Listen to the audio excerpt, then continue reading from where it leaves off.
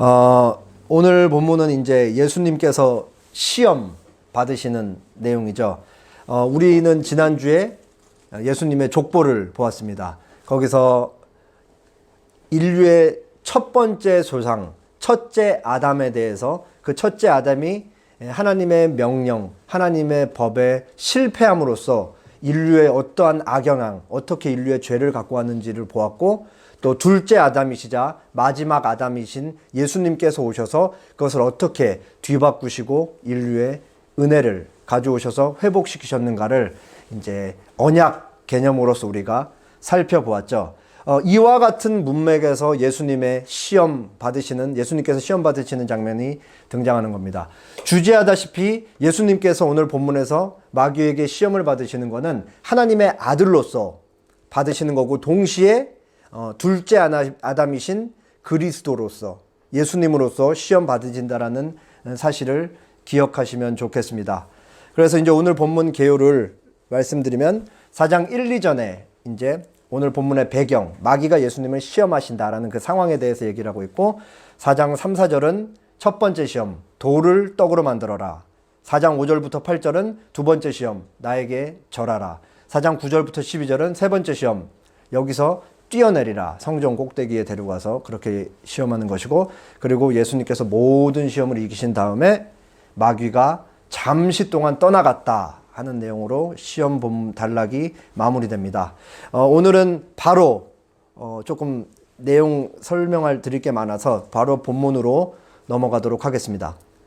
오늘 본문의 상황에 대해서 설명하는 4장 1절 2절 말씀입니다. 예수께서 성령의 충만함을 입어 요단강에서 돌아오사 광야에서 40일 동안 성령에게 이끌리시며 마귀에게 시험을 받으시더라. 이 모든 날에 아무것도 잡수시지 아니하시니 날수가 다음에 줄이신지라. 자, 예수님을 시험하는 주체가 누구예요? 마귀가 예수님을 시험하고 있죠. 시험의 주체는 마귀인데, 우리가 여기서 놓치면 안 되는 한 가지 중요한, 지금 한 분이 잘 대답해 주셨는데, 예수님께서 누구에게 이끌려서 마귀에게 시험을 받는 거예요? 성령 하나님. 그러니까 결국은 지금 예수님께서 마귀에게 시험을 받으시는 것은 하나님의 주권 하에 일어나고 있다라는 사실을 우리가 반드시 인지를 하고 이제 본문을 봐야 돼요. 그러면 지금 예수님께서 시험을 받으시는데 성령 하나님도 언급돼 있고, 또 예수님을 시험을 주체하는 마귀도 있고, 그리고 시험을 당하시는 예수님도 있죠. 벌써 세 존재가 이제 다 같이 이 예수님의 시험에 관여하고 있는 거예요. 여기서 각각의 이제 목적이 조금씩 다르다는 걸 우리가 알 수 있어요. 마귀가 예수님을 시험하는 목적은 무엇일까요? 예수님을 유혹해서 예수님의 구속 역사를 망가뜨리고 예수님을 하나님으로부터 떨어뜨리게 해서 하나님이 이루시고자 하는 그 구원의 일을 못하게 하고 그걸 허물어뜨리는 것을 하기 위해 마귀는 예수님을 시험하고 있는 거예요. 동시에 성령님은 예수님께서 마귀의 시험을 이기게 하심으로써 거기서 이제 승리하기를 계획하시는 것이고, 시험을 당하시는 예수님은 본인이 스스로 마귀를 공생애를 시작하기 전에 승리하심으로써 더 나아가 우리들에게 승리를 주시기 위해서 이제 시험을 받으시는 거죠. 자, 그래서 예수님이 마귀에게 40일 동안 시험을 당하시는데 오랜 시간 동안 이제 드시지 못해서 굉장히 배가 고프셨어요.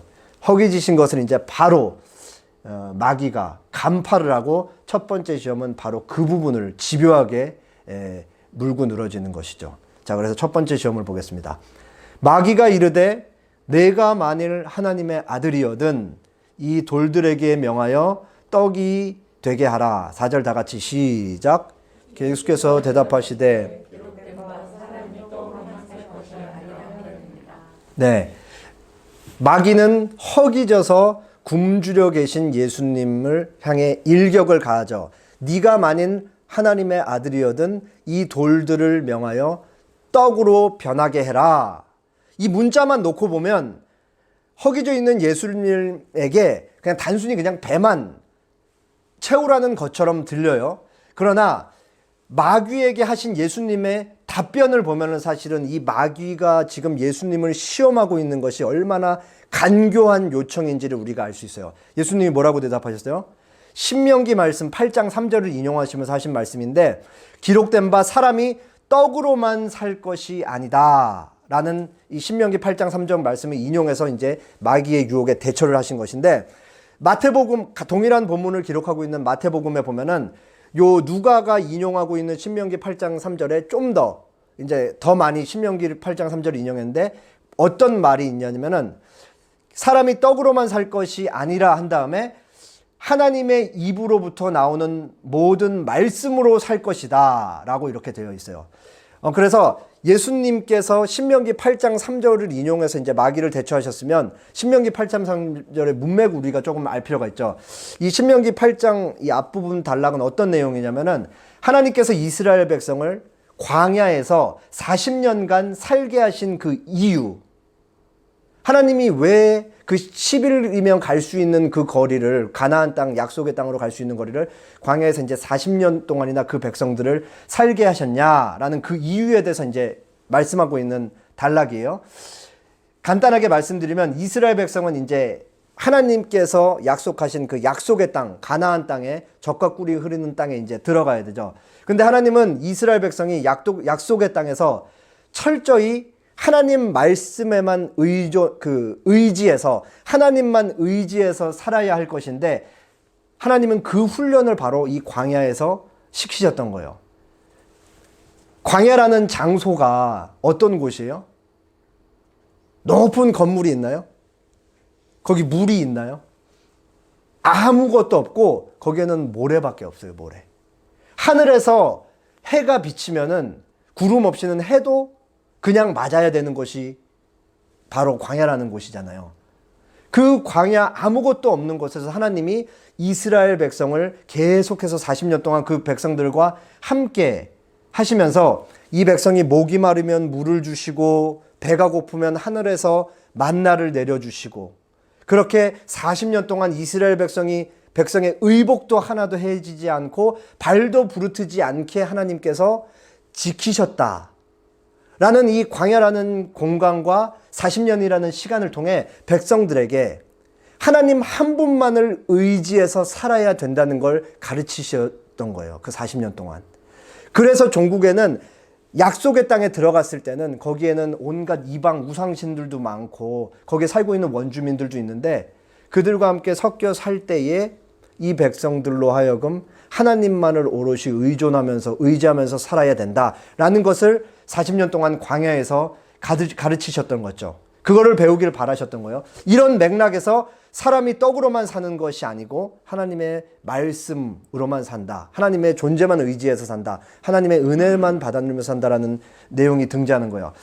이런 맥락 속에서 이제 마귀의 시험을 다시 들여다보면, 마귀는 단순히 예수님에게 돌을 떡으로 변하라고 그렇게 요청하고 유혹하고 있는 것이 아니죠. 마귀는 이렇게 얘기하고 있는 거예요. 너 하나님의 아들이지? 하나님의 아들이면 하나님과 동등한 능력이 있잖아. 그러니까 이 돌을 떡으로 변하게 네 스스로 가진 그 신적 능력을 사용해서 네 허기진 배를 채워. 하나님을 의지하지 말고 네 스스로 이 문제를 해결해라고, 하나님께 등을 돌리라고 요청을 하고 있는 것이죠. 우리가 잘 알듯이 예수님의 성육신 자체, 하늘에 계신 성자 하나님께서 인간의 몸을 입고 이 땅에 태어나시는 것 자체가 예수님은 하나님의 뜻에 순종해서 내려오시는 것이잖아요. 그리고 예수님은 태어날 때부터 온전히 어디를 향해, 한 곳만을 향해 달려나가시거든요. 한 방향으로만 길을 걸으시는데 그 한 곳이 어디예요? 바로 십자가 죽음이잖아요. 마귀가 지금 이거 하지 말라는 거죠. 예수님은 이미 12살 때 우리가 그 성전에서 잃어버린 사건을 보았지만, 사라진 예수님을 막 허둥대면서 예수님을 찾았을 때 마리아가 질책했잖아요. 너 왜 어디 갔었냐? 왜 우리에게, 엄마 아빠한테 이런 일을 행했냐? 그러니까 예수님 뭐라고 답하셨어요? 내가 하나님의 일에 관여하여야. 우리가 읽는 성경에는 이제 하나님의 집이라고 돼 있는데 제가 설교할 때는 조금 설명을 드리면서 하나님의 일이라고 말씀드렸는데 하나님의 일에 관여해야 하는 줄을 내가 하나님의 일에 관여해야 되는 줄을 알지 못하셨나이까. 이미 어린 시절부터 예수님은 자기가 왜 태어났고 무엇을 위해 존재하고 어디로 달려나가야 될지 그 하나님의 뜻과 그 뜻에 순종하는 것 그리고 하나님 말을 의지해서 전생에 더 나아가 사생애뿐만 아니라 공생애까지 살아야 되는 걸 명확하게 알고 계셨더라고요. 그리고 예수님은 오롯이 죄인들을 구원하시기 위해서 십자가를 향해 달려나가야 된다는 걸 알고 계셨죠. 여기에서 예수님은 반드시 하나님에게 의존적이어야 되고 하나님만을 의지해서 사셔야 되는 거야. 근데 마귀가 지금 네 능력 사용해. 너도 사실은 신적 능력을 사용해 이 문제를 해결할 수 있잖아. 하나님 의지하지 마. 이렇게 유혹하고 있는 것이죠. 그래서 마귀는 하나님을 거스르라고 이 떡을 돌로 변하게 하는 일을 통해 하나님을 거스르라고 지금 유혹을 하고 있는 것이고 예수님은 사람은 떡으로만 사는 것이 아니다 라고 명확하게 잘라 말씀하심으로써 나는 하나님만 의지하며 하나님께 순종하겠다라고 그렇게 첫 번째 시험을 이기신 것이죠. 자, 그래서 이제 마귀는 이제 조금 다른 형태의 그 시험을 하기 위해서 예수님을 높은 곳으로 이끌고 올라갑니다. 첫 번째 시험, 돌을 떡으로 변하게 하는 시험. 이제 두 번째 시험으로 넘어가겠습니다. 누가복음 4장 5절에서 8절. 마귀가 또 예수를 이끌고 올라가서 순식간에 천하만국을 보이며 이르되 이 모든 권위와 그 영광을 내가 네게 주리라. 그러므로 내가 만일 네게 절하면 다 내 것이 되리라. 8절 다 같이 시작. 예수께서 대답하여 이르시되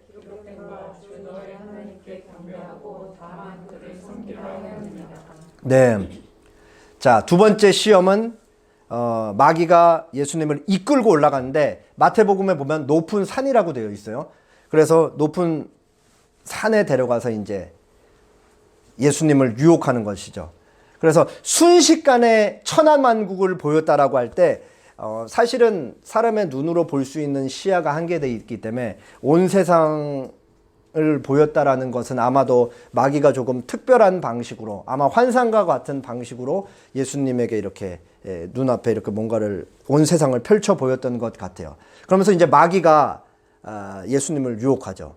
이 네 눈앞에 있는 온갖 이 세상의 영광과 권위를 주겠다. 이게 사실 제가 얼마 전에 이제 등산을 갔다 왔는데 그 위에서 이 미사만 봤는데 이 아파트가 어마어마한 대단지가 이 미사에 있잖아요. 아니 그 집 하나만 값을 계산해도 이게 도대체 얼마야? 이거를 다 준다. 이게 흔들리지 않을 수가 없을 것 같아요. 사람이라면. 근데 그것보다 더 많은 걸 예수님에게 보여줬는데 이제 예수님이 이 시험을 물리치시는 거죠. 자, 먼저 우리는 이 마귀가 예수님을 유혹하는데 한 말의 진실 여부를 먼저 따져 물어야 돼요. 자, 결론부터 말하자면 마귀의 말은 거짓말이죠. 마귀가 실제로 예수님에게 세상 모든 부귀영화를 줄 수 있어요, 없어요? 없어요. 왜 없어요? 세상은 마귀 것이 아니기 때문에 그렇죠. 온 세상은 하나님의 것이에요. 그렇기 때문에 하나님만이 누군가에게 모든 것을 준다 할 때 줄 수 있는 것이죠. 한 가지를 주더라도 하나님만이 그렇게 할 수 있어요. 그럼에도 이제 성경에는 마귀, 이 세상 공중권세를 잡은 자 뿐만 아니라 이제 여러 표현들을 보아서 마귀가 이제 이 세상에 어떤 권세를 가지고 있다라는 표현들이 나와 있지만 그 또한 하나님의 주권 하에서 하나님이 허락하시는 한도 내에서 마귀가 가진 권세인 것이지 마귀는 이 세상의 소유권을 가지고 있지 않아요. 그렇기 때문에 지금 마귀가 예수님에게 온 천하만국을 보여주면서 온 세상을 펼쳐 보이면서 너에게 주겠다라고 하는 것은 거짓말인 거죠. 하나님만이 줄 수 있는 거예요. 근데 마귀는 거짓말하면서 이제 예수님을 꼬시죠. 다 줄 수 있다. 근데 한 가지 조건이 있었어요. 그 조건이 뭐예요? 나에게 절을 하라. 여기서 절하다라는 거는 예배하다, 경배하다라는 의미도 있는데 결국은 마귀가 예수님에게 뭘 하라는 거예요, 지금? 나를 하나님으로 예배하라는 거죠. 한 가지 조건, 네가 만약에 나를 하나님으로 생각하고 무릎을 꿇으면은, 나에게 절을 하고 나를 예배하면 온 세상의 부귀영화는 다 전부 너에게 줄 것이다. 엄청 소름 돋는 시험인 거예요. 우리가 매주 고백하지만 신명기 1장 나 외에는 다른 신을 섬기지 말라. 신명기 아니고 10계명 1계명 나 외에는 다른 신을 섬기지 마라. 2계명 우상을 만들지 말고 그것에 절을 하지 말라.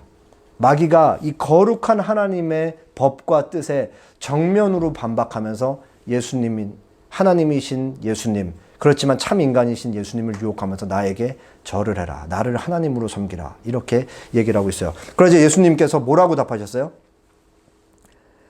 기록된 바 주 너의 하나님께 경배하고 다만 그를 섬기라. 신명기 6장 13절 말씀인데 여기도 이제 간단하게만 설명을 드릴게요.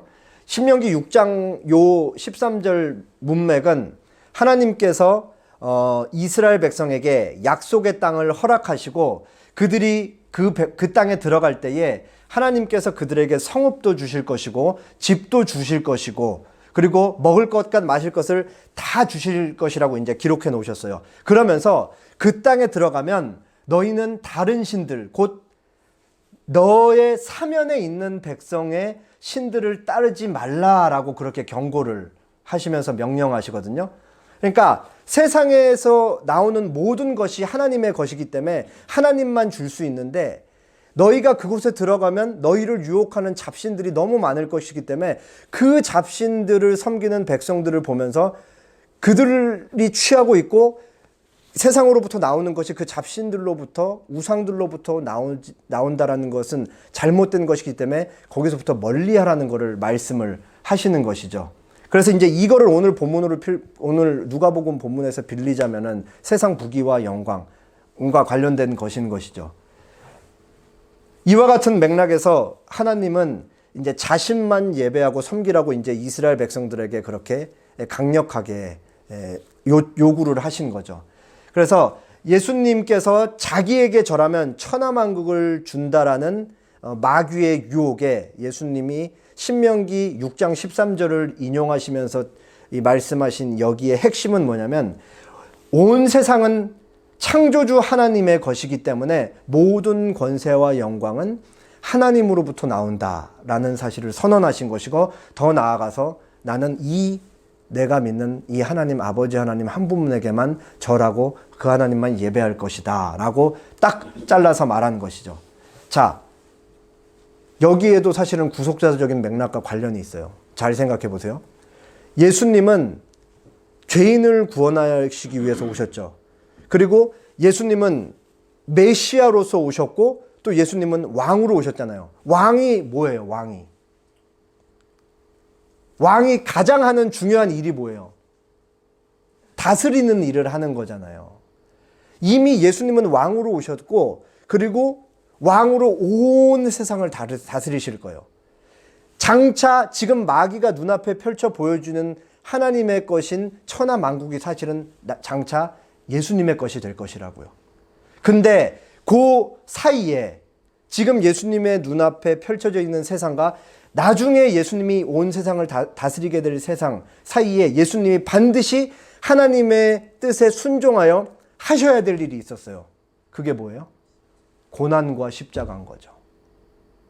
지금 마귀가 뭐라고 하고 있는 거냐면, 고난과 십자가를 통과하지 말고 영광을 취하라는 거죠. 나에게 절하면 그거 다 해줄게. 그 대신 고난과 십자가 없이 절해. 그럼 지금 다 왕으로서 네가 다스릴 수 있는 거야. 하나님의 일을 하지 말라고 이렇게 교묘하게 그렇게 말을 하고 있는 것이죠. 유혹을 하고 있는 것이죠. 그렇지만 예수님의 사역은 결코 메시아로서 왕으로서 십자가 고난을 통과하지 않고 십자가 죽음을 통과하지 않고 성취될 수 없는 것이기 때문에 예수님은 거절하시고 마귀의 시험을 물리치십니다. 이렇게 두 번째 시험이 끝나고 이제 마귀의 마지막 일격을 보겠습니다.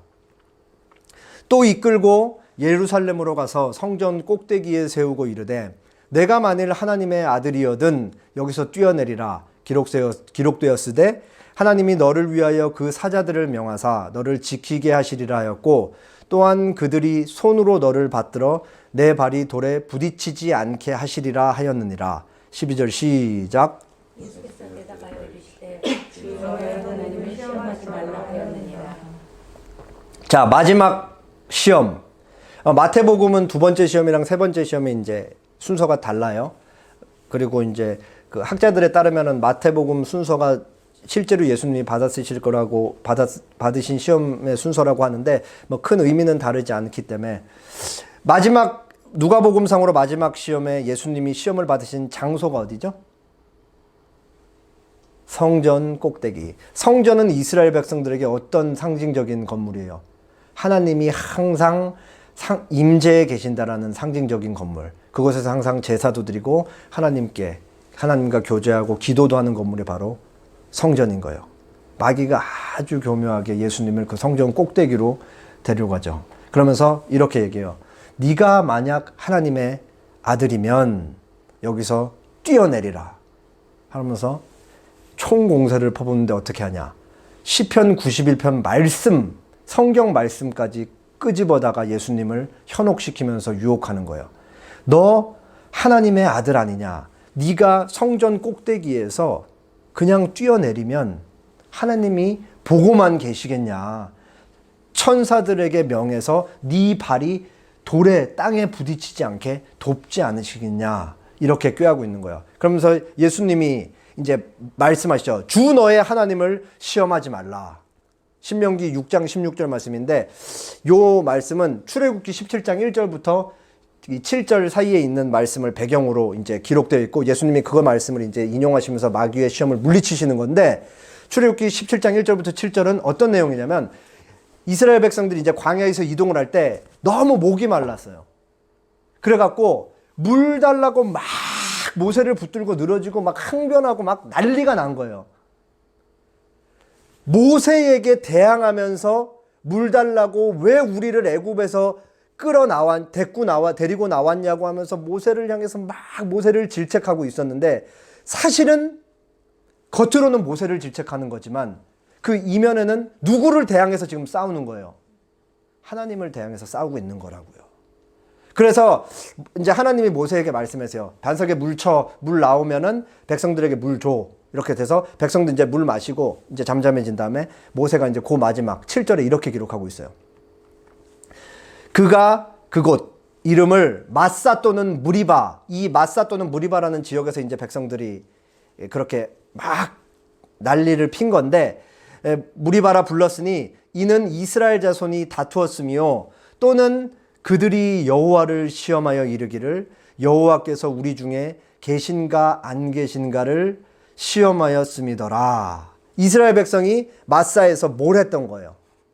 물이 안 나오는 걸 통해 하나님을 시험했던 것이죠. 물이 떨어졌을 때 하나님이 자신들에게 물을 주시는지 안 주시는지 그거를 시험했던 거예요.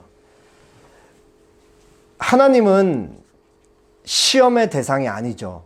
하나님은 우리가 바라고 요구하는 것을 증명해 보일 필요가 전혀 없으신 분이에요. 하나님은 한없이 자유로우시기 때문에 피조물인 인간이 뭔가 하나님에게 요구했을 때 하나님이 그거를 증명해 보이셔야 된다. 하나님은 그럴 필요가 전혀 없으신 분이죠. 조금 극단적이지만 하나님이 주시면 받는 거고 안 주시면 못 받는 거예요. 모든 것은 하나님의 주권하에 일어나기 때문에 하나님은 주실지 안 주실지까지도 스스로 결정하시는 분이시기 때문에. 그런데 마귀는 지금 예수님에게 성전 꼭대기에서 뛰어내리라고 그렇게 유혹함으로써 하나님을 시험하라고 말하는 거예요. 예수님에게. 하나님이 너를 지키신다고 성경에 기록되어 있잖아. 한번 뛰어내려 보아라. 정말 하나님이 너를 지키시는지, 네 발이 돌에 부딪히지 않는다고 그렇게 성경에 기록되어 있는데 한번 확인해 봐. 그러면서 은근슬쩍 사람을 굉장히 혼란스럽게 하는, 정말 너를 지키실까? 이런 뉘앙스도 사실은 같이 포함되어 있는 거죠. 마귀가 지금 아주 교묘하게 예수님의 마음에 하나님을 향한 의심을 품도록 조심스럽게 유도를 하고 있는 거예요. 마귀의 이 교묘한 술수를 단번에 파악한 예수님께서 주 너의 하나님을 시험하지 말라라고 그렇게 바로 말씀하셨죠. 이 마지막 마귀의 이 시험, 하나님을 시험하라는 이 마귀의 시험은, 유혹은 진의가 지금까지 있었던 걸 단번에 뒤집을 만한 무서운 시험이죠. 하나님을 시험해서 만약에 의심을 품게 해서 하나님의 존재를 거부하고 하나님과 예수님 사이를 이간질시켜서 완전히 떨어뜨려 놓은 계략이었던 거예요. 이 마지막 시험은. 예수님은 이 마지막 시험까지 이기셨습니다. 훨씬 더 적극적인 이 표현을 사용하면 예수님은 완전히 마귀의 시험, 세 가지 시험을 정복을 하셨어요. 정복을.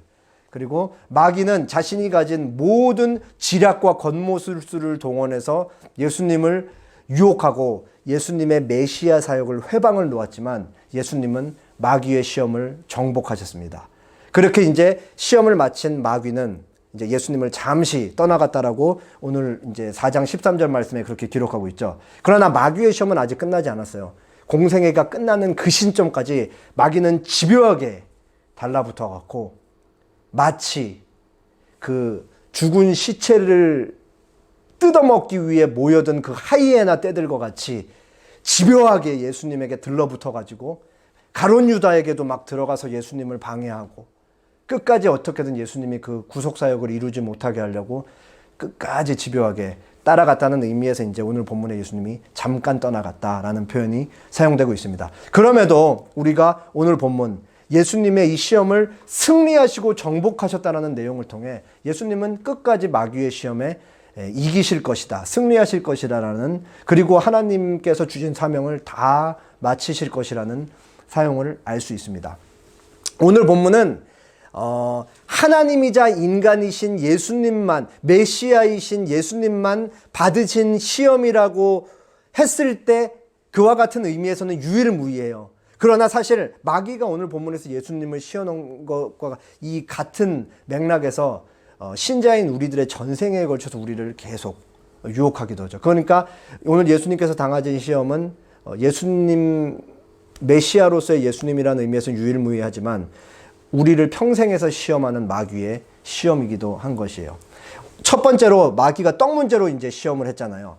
떡 문제는 결코 먹고 사는 문제인 거죠. 결국은 생존. 근데 이 생존이 우리 신자들에게 유일한 그리고 집착의 대상이 되거나 우상이 됐을 때 이게 얼마나 우리가 하나님을 의지하지 못하게 하고 거스르게 하는지 우리는 너무나 잘 알고 있죠.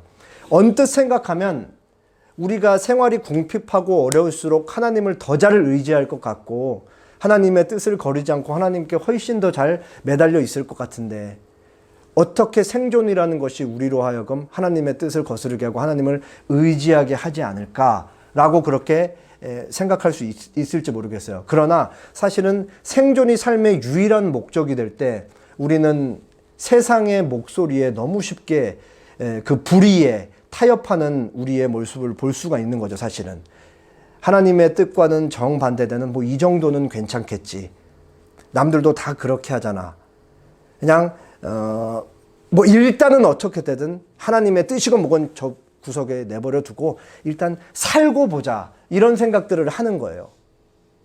일단은 나부터 살고 그 다음에 내가 뭐 하나님을 믿고 말고 하는 게 있지, 이제 이런 생각들을 하는 거죠. 생존이 삶의 유일한 목적이 되면. 그래서 우리는 이제 이런 생각을 조금 해볼 필요가 있어요. 우리가 어떤 일을 계획하고 우리는 이제 과정이 있고 결과가 있는데 우리는 은연중에 믿는 사람들도 이런 생각을 하는 것 같아요. 결과만 좋으면 다 이러는 거예요. 아, 하나님 감사합니다. 이 모든 것은 하나님께서 이루어 주셨습니다. 결과만 좋으면. 근데 과정이 하나님의 뜻과는 전혀 상관없는 내 뜻과 내 의지와 내 계획과 하나님의 뜻과 정반대되는 불의가 온갖 난무하는 채로 그 과정을 지났어요. 근데 결과가 좋으니까 아이고 하나님이 우리를 인도해 주셔서 은혜를 베풀어 주셨네, 이런 생각을 하고 있을 수 있는 거죠. 그렇기 때문에 사실은 기독교인, 그리스도인에게는 결과보다는 사실 과정이 훨씬 중요하다는 사실을 반드시 해야 돼요. 어떤 일을 해나가는 데 있어서 수단과 방법이 옳지 않은데 결과만 좋았다 그래서 하나님이 이루어 주신 은혜라고 얘기하는 것은 온당하지 않은 그리스도인의 태도인 것이죠. 그리고 이 얘기를 왜 드리냐면 그 과정 속에서 마귀가 계속 얘기를 하는 거예요. 유혹을 하면서. 하나님을 의지하지 마. 그냥 네 뜻과 네 생각대로 일단 살고 봐야지. 라는 속삭임을 계속하는 거죠. 그래서 생존만이 마치 우리의 유일한 모든 것인 것처럼 그렇게 속삭이기 때문에요. 두 번째 시험은 이런 거죠. 예수님께서 걸으셨던 길이 십자가의 길이고 그 길은 고난의 길이었던 것과 같이 예수님께서도 우리를 초청하시고 초대하시는 길이 항상 고난이 있은 후에 영광이 주어지는 길인 거예요. 그러니까 예수님께서 부활과 승귀 그리고 나중에 왕으로서 다시 오시는 그 과정을, 일련의 과정을 거치시는 데에는 다 반드시 고난, 십자가 죽음이라는 것이 전제되어 있는 것이죠. 예수님이 우리를 대신해서 먼저 자기 십자가, 예수님만 질 수 있는 십자가를 지고 골고다 언덕을 오르시고 모든 사람 앞에서 벌거벗은 수치를 당하시면서 십자가에서 죽으신 거예요. 그리고 우리에게도 동일하게 요청을 하시는 거죠. 누구든지 나를 따라오려거든 자기를 부인하고 자기 십자가를 지고 나를 따르라. 예수님의 초청은 신자의 삶에 고난은 있으며 또 반드시 우리가 자발적으로 받아야 되는 고난도 있어야 하며 그 고난의 길을 통과한 자만이 영광을 얻을 수 있다는 진리를 가르치는 거예요. 그런데 이 자기 부인과 자기 십자가를 지는 삶은 철저하게 하나님의 뜻을 쫓는 삶을 의미하잖아요. 근데 이와 같은 삶, 예수님께서 우리를 부르시는 그 삶, 이 삶은 세상의 삶과는 완전히 충돌하는 삶이죠. 왜냐하면 하나님의 뜻과 세상의 소리는 정반대에 있기 때문에요. 많은 그리스도인들 중에 적지 않은 이들이 이 고난 없는 영광을 쫓습니다. 이런 격언이 있잖아요. 왕관을 쓰려는 자 그 무게를 견뎌라. 그런데 적지 않은 신자들도 왕관의 무게는 견디지 않은 채로 살면서 왕관만 쓰려는 그런 생각을 조금 갖고 있는 것 같아요. 언제나 삶을 보면은 하나님의 뜻과는 전혀 상관없이 살면서 교회에 와서 하나님의 사랑만이 나를 구원하셨다라는 기치를 들고 십자가 뒤에 숨어서 구원의 노래를 부르며 나 천국은 나에게 약속된 것이다 라고 그렇게 생각하면서 자신의 영혼은 구원받았다라는 승리의 개가를 마음껏 부르면서 정작 삶 속에서 그 사람의 삶을 면면히 들여다보면 하나님과는 전혀 상관없는 그런 무관한 삶을 살고 있는 것을 우리가 볼 수가 있죠.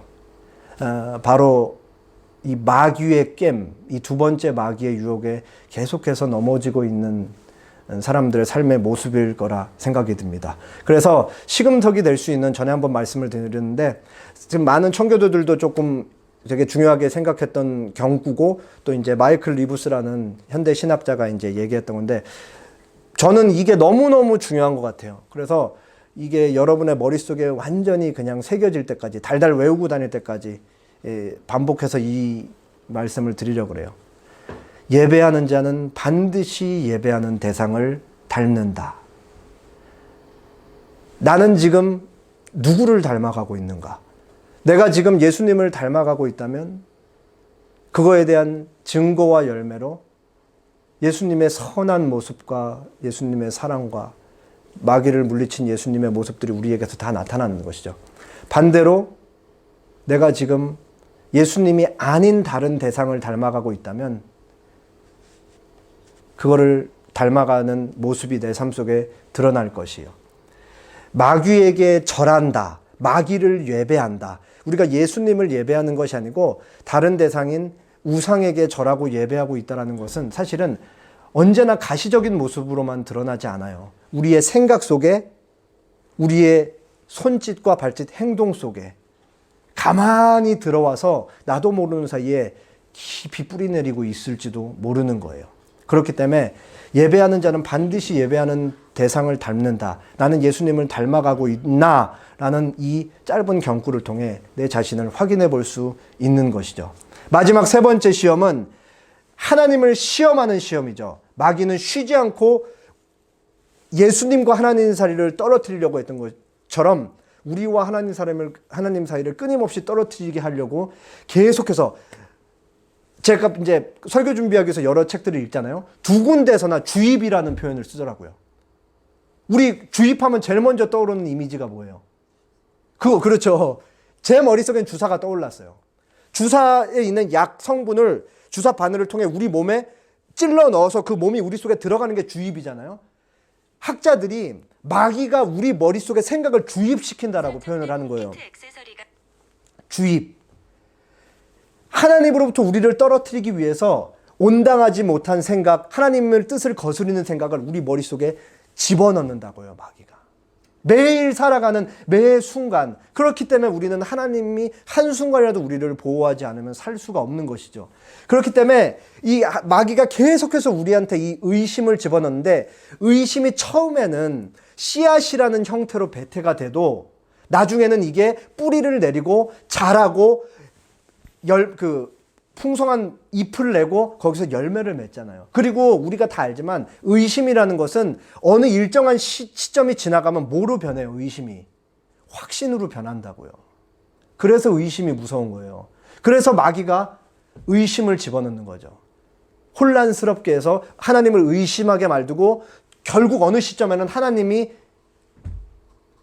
날 도우시지 않는다, 하나님 계시지 않는다로 확신으로 만들어버린다고. 얼마나 이게 무서운 거예요. 광야에서 이스라엘 백성들이 하나님을 시험했던 걸 잘 생각해 보세요. 하나님, 지금 저희에게 물이 필요합니다. 물을 주시면 하나님 살아계신 것이고, 물을 안 주면 하나님 살아계시지 않은 것입니다라고 하나님 시험하는 거잖아요. 여기 밑바닥에 어떤 심리 기제가 작동하고 있어요? 내가 하나님을 조종하려는 심리 기제가 작동하고 있죠. 하나님은 절대 주권자예요. 우리가 조종할 수 있는 대상이 아니라고요. 아까도 말씀드렸지만 하나님이 주면 감사함으로 받는 거고 안 주면 어쩔 수 없는 거라고요. 사실은 다 하나님의 주권하에서 일어나는 일이고, 우리는 하나님께서 선하시다라는 사실을 고백하고 하나님께서 이루어 가시는 모든 일이 선하다라는 이 진리를 붙잡고 그렇게 하루를 살아가는 것이죠. 제가 이 적용부도 좀 간단하게 세 가지나 돼서 간단하게 말씀을 드렸지만, 우리 전생에 걸쳐서 마귀는 온갖 권모술수를 동원해서 우리를 하나님으로부터 어떤 식으로든 이제 띄어내고 우리만의 인간 개체로서의 독립성을 확보하게 하기 위해서 부단히 노력할 거예요. 얼마나 무서운데요. 우리는 철저하게 창조시 때부터, 그리고 예수님께 구원받은 그 순간부터 하나님 의존적으로만 살아야 되는 존재인 건데 자꾸 독자성을 잡게 하기 위해서 그렇게 우리를 유혹할 것이다. 그런 의미에서 우리 개인과 그리고 우리 교회의 공통적인 사명에 대해서 한번 확인을 해보겠습니다. 이제 스위스 찌리 교회를 이제 오래전에 1500년대에 이제 16세기에 담임하셨던 이제 불링거 목사님이신데, 이분의 말을 조금 빌려서 우리 개인과 교회의 사명에 대해서, 교회를 구분하여 그 하나는 전투하는 교회라 부르고 다른 하나는 승리하는 교회라 부른다. 전투하는 교회는 지상에서 여전히 전쟁을 치르며 육과 세상과 이 세상의 권세자, 즉 마귀를 대항하여 싸우고 죄와 죽음에 대항하여 싸운다. 또 이제 다른 설교에서 전투하는 교회는 예수 그리스도의 이름과 믿음을 고백하고 이 땅에서 마귀, 죄, 육체와 세상에 대항하여 예수 그리스도의 진영 안에서 또 그분의 깃발 아래서 싸우고 있는 모든 사람들의 공동체이다. 우리 개인으로 봐도 그렇고 우리 에셀나무 교회로 봐도 그렇고 우리는 끊임없이 무엇을 하고 있는 존재라고요? 전쟁. 대상이 누구라고요? 마귀. 마귀의 졸개들인 귀신들, 우리 내 안에 내재하고 있는 죄, 더 나아가 우리가 맨날 살아가고 있는 삶의 터전인 세상과 대항해서 끊임없이 싸우고 있다. 여기서 이제 우리는 전투하는 교회로서, 전투하는 개인으로서 이 땅에서 살아가면서 존재할 때 오늘 본문을 통해 우리가 알 수 있는 두 가지 사실이 있어요. 첫 번째가 뭐냐? 예수님께서 우리를 체휼하신다. 다 같이 읽어볼까요? 히브리서 2장 18절 다 같이 시작. 그가 시험을 받아 고난을 당하셨은즉 이런 이 성경의 진술을 대할 때 마음속에 이제 어떤 생각이 드세요? 이제 제가 조금 어렸을 때 많이 했던 생각이에요. 이건 제 의문이겠죠. 뭐 이제 앉아 계신 여러분들이 이런 생각을 하셨을지 모르겠는데 저는 이런 생각을 했어요. 히브리서 2장 18절 같은 말씀을 읽었을 때 어렸을 때는 예수님은 하나님이시고 죄가 없으신 분인데 마귀의 유혹을 건지는 것이 뭐 그렇게 어렵겠는가? 그리고 예수님께서 우리가 당하는 시험을 온전히 이해하실 수 있는가? 만약 그 예수님은 하나님이셨는데 우리가 현실 속에서 당하는 이 시험을 온전히 이해할 수 없다면 어떻게 우리를 도우실 수 없는가? 이런 불경한 생각들을 했었던 것이죠. 그러나 조금 관점을 달리할 필요가 있어요. 잘 들어보세요.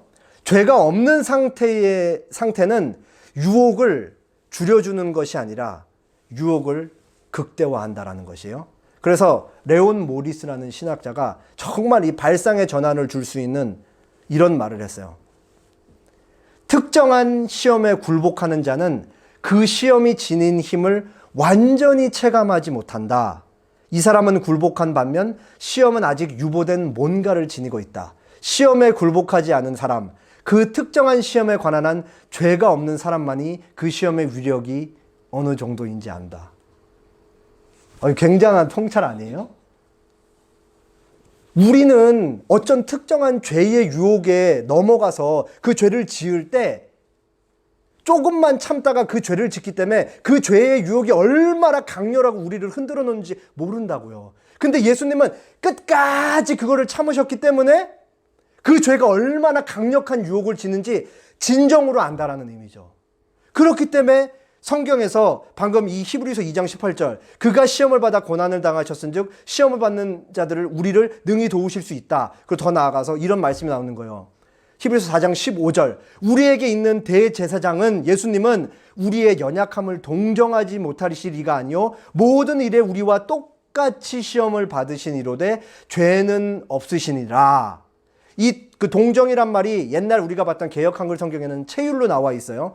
국어사전에 보면 동정하다, 남의 어려운 처지를 자기의 일처럼 딱하고 가볍게 여기다, 체휼하다, 처지를 이해하여 가볍게 여기다. 그러니까 의미상으로는 사실 비슷하잖아요. 근데 저는 이 옛날 번역이 더 좋아요. 왜냐하면 이 체휼이라는 단어가 몸체자에 불쌍하게 여길 휼자를 쓰고 있기 때문에 그 몸체자가 쓰였다라는 말이 제가 생각하기에는 예수님이 실제로 당하셨던 그 시험과 유혹과 고난을 우리를 훨씬 깊이 이해하고 오롯이 이해한다는 의미에서 더 잘된 번역이라고 생각을 하기 때문이에요.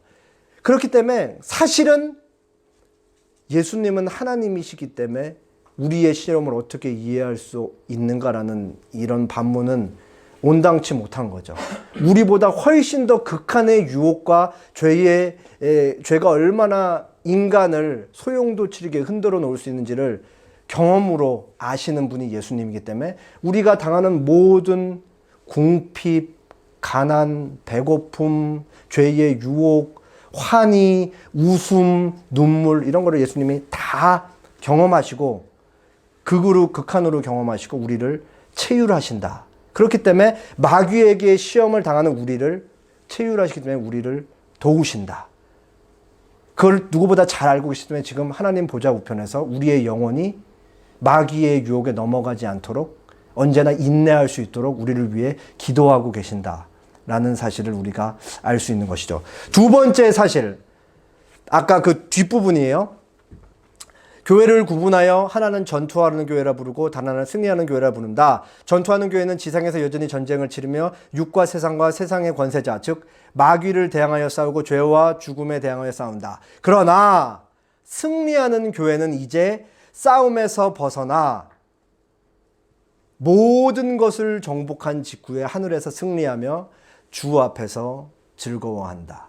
우리가 이 땅에서 살아갈 때 전투하는 교회로 존재하고, 전투하는 교회는 반드시 승리하는 교회로 이끌림을 받는다. 그래서 짧게는 우리가 개인사를 마치고 하늘나라에 올라가서 하나님을 예배할 때 승리하는 교회를 맛볼 수 있고, 종국적으로는 예수님 다시 올 때 새하늘과 새 땅이 이루어질 때 완벽한 예수님, 왕으로서의 예수님이 이 땅을 통치할 때 우리는 승리하는 교회로서 영원히 삼위 하나님을 예배하며 그 승리하는 교회로서 살아갈 것이다. 하나님을 즐거워할 것이다. 하나 전제되어 있는 것은 우리가 이 땅에 살아가면서 끊임없이 전투하며 살아가야 된다는 거죠. 마지막, 그러면 이제 우리는 어떤 모습으로 나아가야 될 것인가? 웨스트민스터 신앙고백서 25장 교회 중에 이제 5항을 보고 마치겠습니다. 하늘 아래 가장 순수한 교회라고 하더라도 불순함과 오류에서 자유롭지 못하다. 어떤 교회들은 그리스도의 교회가 아니고 사탄의 집단이라고 할 정도로 타락하였다. 그러나 지상에는 늘 하나님을 그의 뜻대로 예배하는 교회가 있을 것이다. 우리 에셀나무 교회가 나아가야 할 방향. 다른 교회들을 손가락질하거나 비판하는 것이 아니고 우리 할 일만 주어진 자리에서 잘하자. 우리는 지상에는 늘 하나님의 뜻대로 예배하는 교회도 있을 것인데, 우리는 그것을 우리의 이 캐치프레이즈로 해가지고 달려나가자라는 것이요. 그 가운데는 죄에 대한 엄청난 혈투와 마귀에 대한 이 피 흘리기까지 싸우는 우리의 이 집념과, 그리고 내 안에 내재하는 죄와 끊임없이 부단히 싸우는 우리의 결기, 이 모든 것들이 다 섞여서 하루하루 하나님의 교회로서 전투하는 교회로 살아갈 때 종국의 우리는 승리하는 교회를 맛볼 것이다 라는 사실을 오늘 말씀을 통해 확인했으면 좋겠습니다. 기도하겠습니다.